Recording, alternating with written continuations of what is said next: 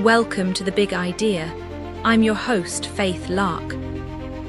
Today, on The Big Idea, imagine enduring 27 years of unjust imprisonment, only to emerge not seeking revenge, but reconciliation. Today, we explore how Nelson Mandela transformed unimaginable hardship into a beacon of hope, a lesson we all desperately need. But what you won't believe is how close he came to losing it all at the most critical moment. Picture a weathered hand tracing iron bars, each groove telling a story of confinement.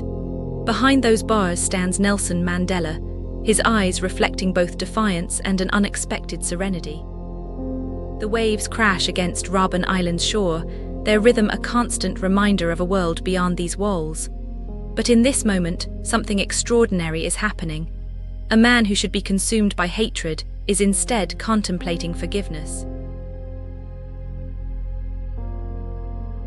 April 20, 1964. The courtroom air hangs thick with tension as Mandela rises to speak.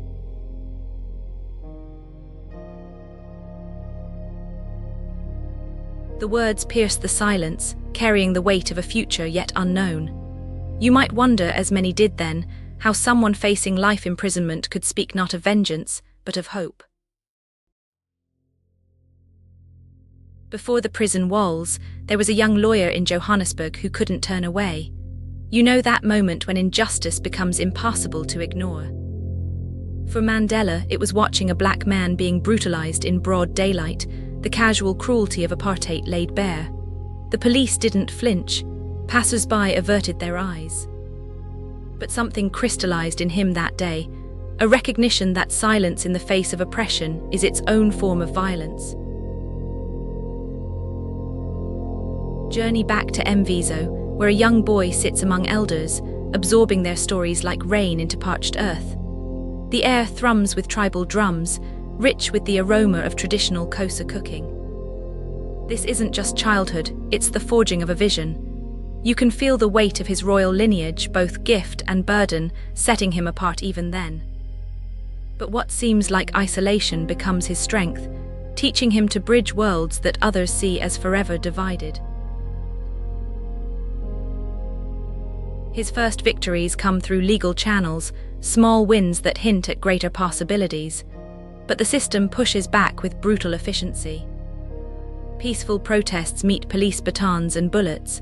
The choice becomes stark: accept incremental change while people suffer or take more decisive action. The formation of Umkhonto we Sizwe marks his transition from lawyer to revolutionary.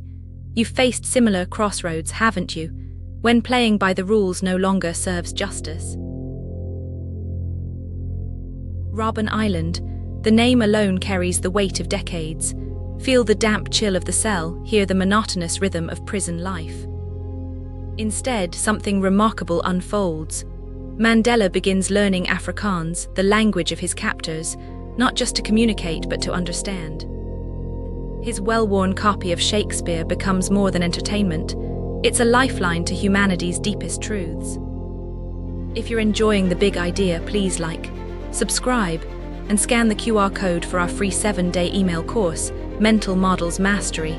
Learn to make better decisions and think like Einstein, Da Vinci, and Socrates. Now back to the episode. In those prison years, Mandela makes a profound discovery. Each conversation in Afrikaans reveals the fears and hopes driving his captors. You see, true power isn't in dominating others, but in understanding them. Even as his body remains confined, his spirit expands. He's learning the language of reconciliation before anyone knows it's needed. After 27 years, the prison doors open, but freedom brings its own challenges. South Africa teeters on the brink of civil war. Some of his supporters demand retribution. The easy path would be to fan these flames of anger. Instead, Mandela chooses something radical: forgiveness as a political strategy. When you face your own moments of justified anger, remember this choice.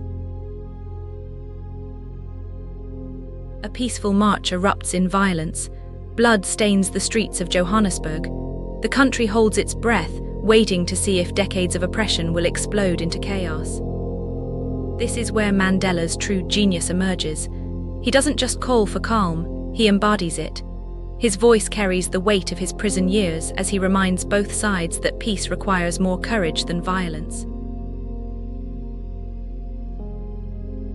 The Truth and Reconciliation Commission becomes his masterpiece. Imagine creating a space where victims and perpetrators face each other not for revenge, but understanding. It's unprecedented. Critics call it naive, but Mandela understands something fundamental about human nature. Healing cannot come through more wounds. The 1995 Rugby World Cup becomes a symbol of his vision. Picture this: Mandela wearing the Springbok jersey, once a hated symbol of apartheid, now transformed into a bridge between communities. The stadium erupts as he hands the trophy to the captain. This isn't just about sports. It's about turning enemies into allies, fear into hope. Here's what Mandela's story asks of you. What are the bars you've built in your own life? What grudges do you nurse? What resentments do you harbor? His legacy isn't just about political transformation. It's a challenge to recognize that your greatest prison might be the walls you've built around your own heart.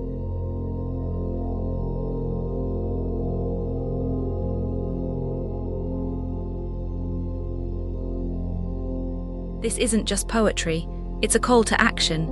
Your own journey of growth, of forgiveness, of bridge building matters. Every time you choose understanding over judgment, reconciliation over revenge, you walk in his footsteps. The power to transform your world lies not in your ability to defeat others, but in your courage to understand them. This is Mandela's gift to you, the recognition that true freedom comes not from changing your circumstances, but from changing how you respond to them. What prison walls will you begin dismantling today? On the next episode of The Big Idea, Mandela's fight for justice and equality carved a path through the heart of apartheid, but the journey to true reconciliation demanded more than just political change. What if I told you there was someone else, equally committed to dismantling those walls, brick by painful brick? Imagine a young boy, witnessing the same injustices, fueled by the same fire, but choosing a different weapon: unwavering empathy. This week, we continue exploring the fight for justice and equality, and you won't believe what happened when a future archbishop stepped onto the battlefield, armed with nothing but love and Ubuntu. Stick around, because this story will redefine what it means to forgive and heal. Please like, subscribe, and scan the QR code, or follow the pinned link to get our free 7-day email course, Mental Models Mastery. 7 mental models used by humanity's greatest minds. Think clearer, decide faster, and spot opportunities everyone misses. Click the video that just popped up to watch the next one in this series.